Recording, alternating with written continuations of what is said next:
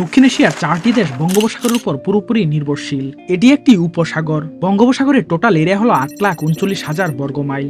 Bharat, Bangladesh, Myanmar ও শ্রীলঙ্কা বঙ্গোপসাগরের উপর পুরোপুরি নির্ভরশীল। বাংলাদেশের একমাত্র অ্যাক্সেসিবল উপসাগর এটাই। বঙ্গোপসাগরের সাথে বাংলাদেশের উপকূলীয় রেখা আছে 710 কিলোমিটার। বঙ্গোপসাগরের ন্যায্য অধিকার নিয়ে ভারত ও মায়ানমারের সাথে বাংলাদেশের মামলা হয়েছে। মায়ানমারের সাথে বাংলাদেশের মামলাটি হয়েছিল এক্সক্লুসিভ ইকোনমিক জোন নিয়ে। আন্তর্জাতিকভাবে স্বীকৃত 200 nautical mile exclusive economic zone. মিয়ানমারের দাবির কারণে তা 200 নটিক্যাল মাইলের নিচে চলে আসে। ইটলসে মামলা করে বাংলাদেশ 2012 সালে তার এক্সক্লুসিভ ইকোনমিক জোন ফিরে পায়। উপকূল রেখা থেকে বঙ্গোপসাগরের সীমানা নির্ধারণে ভারত অযৌক্তিক দাবি করে পিসিএ 2014 সালে 25,602 বর্গ কিলোমিটার এলাকা নিয়ে রায় দেয়।